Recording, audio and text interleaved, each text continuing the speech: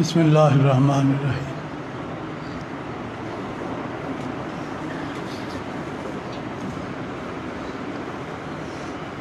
کبھی بھی گفتگو کرنے میں اتنی دشواری نہیں ہوئی، الفاظ سے ہمیشہ کھیلتے رہے ہیں۔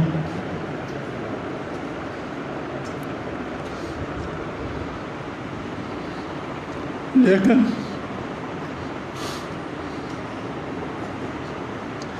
چودھری بشیر کو میں کیسے خراج عقیدت پیش کروں؟ وہ میری جان تھا،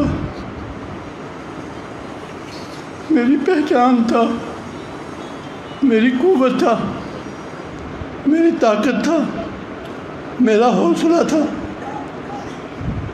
میرا حال تھا، میرا مستقبل تھا۔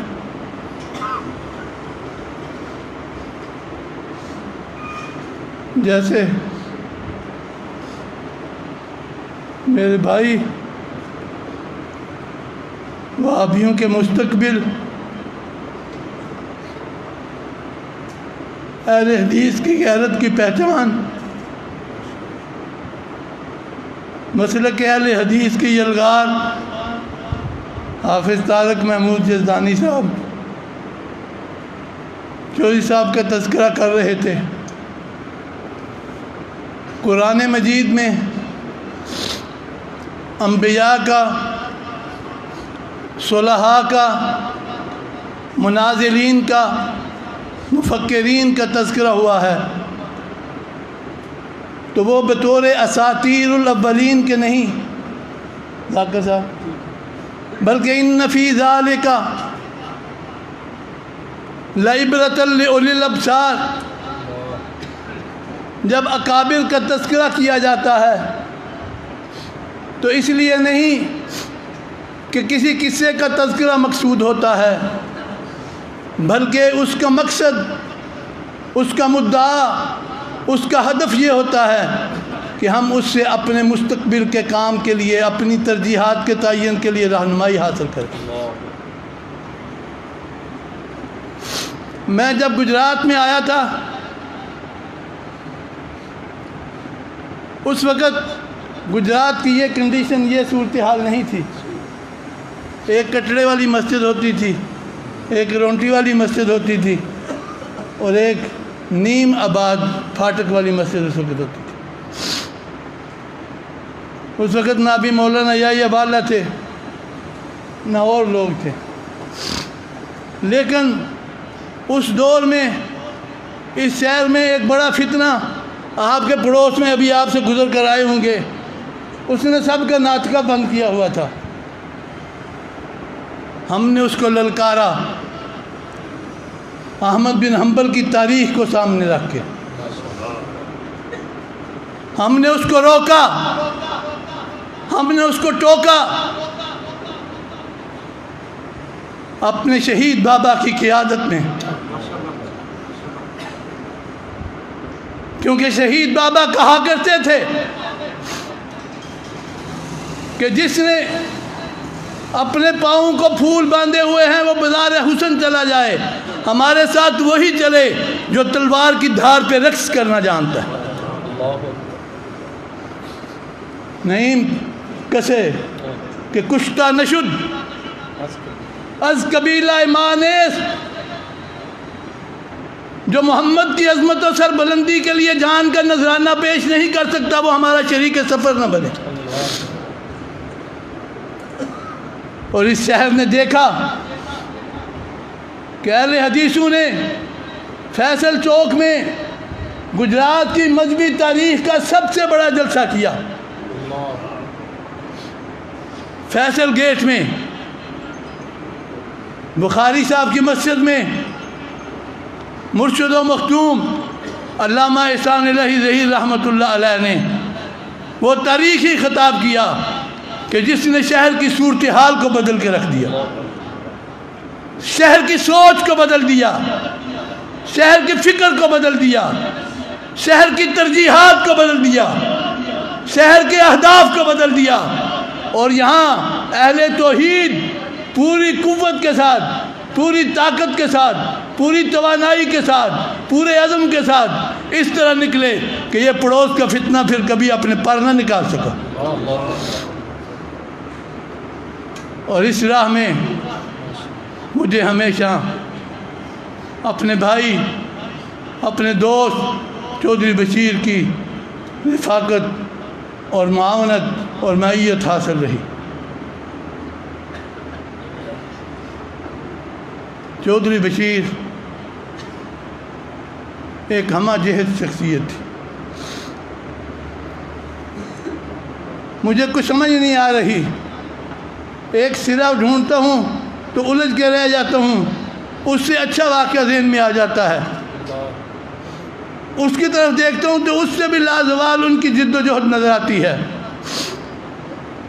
یہ سامنے وہ حاجی جمیل کھڑا ہوا ہے، وہ بھی ہمارے اس قافلے کا، اس دستے کا ایک سالار تھا۔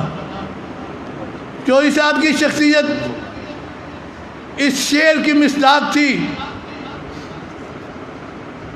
ذاکر صاحب، اذا المرء لم يدنس من اللوم ارزه، اذا المرء لم يدنس من اللوم ارزه فكل رداء يرتديه جمیل۔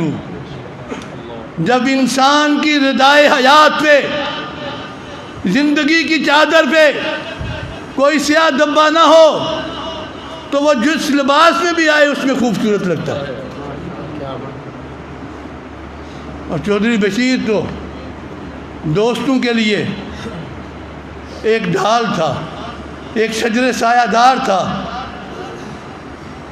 اور جب دوست کسی مصیبت میں ہوتے تھے، ابھی حافظ عبدالوہاب کنجا کا تذکرہ کر رہا تھا، جلال پور جٹاں کا تذکرہ کر رہا تھا، کہاں کا تذکرہ کریں گے، وہ جب دوست اس کو پکارتے تھے تو مجھے پھر ایک عرب شاعر کا شعر یاد آ گیا۔ میں بنیادی طور پر عربی ادب کا آدمی ہوں، اردو کم ہی پڑھا ہے۔ لا يسألون أخاهم حين يندبهم، لا يسألون أخاهم حين يندبهم في النائبات على ما قال برهانا، کہ جب دوست کسی مصیبت میں مدد کے لیے پکارتے ہیں، لا يسألون أخاهم حين يندبهم في النائبات على ما قال برهانا، اس وقت وہ نہیں پوچھتے کہ تو سچا ہے کہ جھوٹا ہے، تیرا موقف درست ہے کہ غلط ہے، اس کی مدد کر لیتے ہیں۔ جب اس کو اس تکلیف سے نکال لیتے ہیں تو پھر پوچھتے ہیں بتا تو سی بات کیا تھی۔ لا يسألون أخاهم حين يندبهم في النائبات على ما قال برهانا۔ پھر ہم نے دیکھا، آپ نے بھی دیکھا کہ اہل حدیثوں کی اس شہر میں قوت کا ایک مظاہرہ ہم نے کیا، حافظ طارق صاحب جیسے نوجوانوں کی جد و جہد کے ساتھ، کہ جب ہم نے سیاسی طور پر فوارہ چوک میں جلسہ کیا تو گجرات کی تاریخ میں پھر اس کے جیسا کوئی جلسہ بھی نہ کر سکے۔ یہ ساری جد و جہد میں، اس سارے سفر میں چودھری بشیر صاحب کا کردار انتہائی مخلصانہ، مجاہدانہ رہا۔ اور آج میں جو آپ سے ہم کلام ہوں، مجھے ڈاکٹر نے اجازت نہیں دی، آپ کو علم ہے کہ سارا سینہ پھاڑا ہوا ہے ڈاکٹر نے، اوپن ہارٹ سرجری ہوئی ہے۔ ابھی بھی جب میں آنے لگا تھا میں نے اپنے ڈاکٹر کو فون کیا تو اس نے کہا کہ تم تقریر نہیں کر سکتے، تم جذباتی ہو جاؤ گے، تم اپنے آپ پہ کنٹرول نہیں رکھ سکو گے۔ تو میں نے اپنے معالج کو کہا مجھے اس زندگی کی بھی ضرورت نہیں جس زندگی میں اپنے دوست کا تذکرہ نہ کر سکوں، جو دوستوں کے تذکرے کے خالی زندگی ہمیں قبول نہیں ہے۔ میں آخر میں یہی بات کہنا چاہتا ہوں کہ جیسے میں نے ابتدا میں کہا کہ ایسے کارکنوں کا، ایسے مجاہدوں کا، ایسے قائدین کا تذکرہ اس لیے ہوتا ہے کہ ان فی ذالک لعبرۃ لأولی الابصار۔ آج یہ بعض نام نہاد کی عادت اس قافلے کی روح کو چھیننا چاہتی ہے۔ اہل حدیثوں ہوشیار ہو جاؤ، پہچانو شاہینوں کو اور کبوں کو پہچانو۔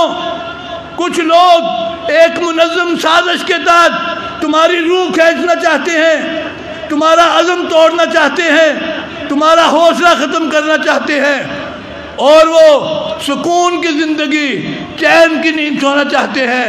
ایسے حالات میں چودھری بشیر کا کردار منارہ نور کی حیثیت رکھتا ہے، اور مجھے خوشی ہے کہ جب میں ذاکر کو دیکھتا ہوں، نعیم کو دیکھتا ہوں، نہرہ صاحب کو دیکھتا ہوں، حافظ طارق صاحب کو دیکھتا ہوں، مشتاق چیمہ کو دیکھتا ہوں، مجھے حوصلہ ہوتا ہے کہ یہ چوکیدار جاگ رہے ہیں، چوکیدار جاگ رہے ہیں، اور انشاءاللہ یہ چوکیدار کسی کو نقب زنی نہیں کرنے دیں گے، اور اس قافلے کو اسی طرف، اسی سج دھج سے لے کے جائیں گے جس طرح میرے بابا مرحوم، میرے بابا شہید لے کے جا رہے تھے۔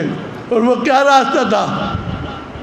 وہ راستہ تھا یہ سر بلند کر کے، یہ سر بلند کر کے غازی بن کے جیو، یا اس کی راہ میں اپنا سر کٹا کے شہید بن کے تاریخ میں ثبت ہو جاؤ۔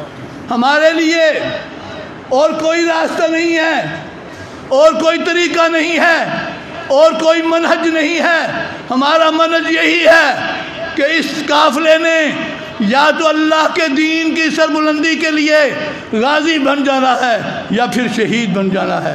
تیسری کوئی بات قبول نہیں، جیسے تیسری نسل قبول نہیں، اسی طرح تیسری بات بھی قبول نہیں۔ اور یہ سارے ان کو پیغام دینا چاہتا ہوں، اس قیادت کے ساتھ مت الجھو، ان کے ساتھ مت ٹکراؤ، ان کا راستہ مت روکو، اور یہ بلشتیے جس طرح باتیں کرتے ہیں وہ بھی اپنے آپ کو سنبھالیں، اپنی زبانوں کو لگام دیں۔ یہ قافلہ بابا شہید نے تیار کیا ہے، اور یہ قافلہ بابا شہید کے منہج پہ چلتا رہے گا۔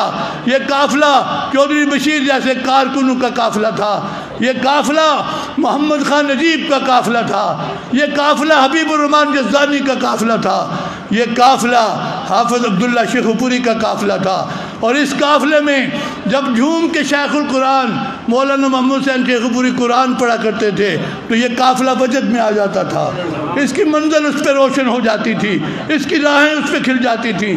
ہمیں ان راہوں سے مت ہٹاؤ، ہمیں ان راہوں سے مت ہٹاؤ، کہیں ایسا نہ ہو کہ گیوں کے ساتھ تم بھی پس کے جڑ دو۔ آخر میں تم کو اس شعر کی صورت میں پیغام دینا چاہتا ہوں، اب جس کے دل میں آئے، اب جس کے دل میں آئے وہی پائے روشنی، ہم نے تو دل جلا کے سر عام رکھ دیا۔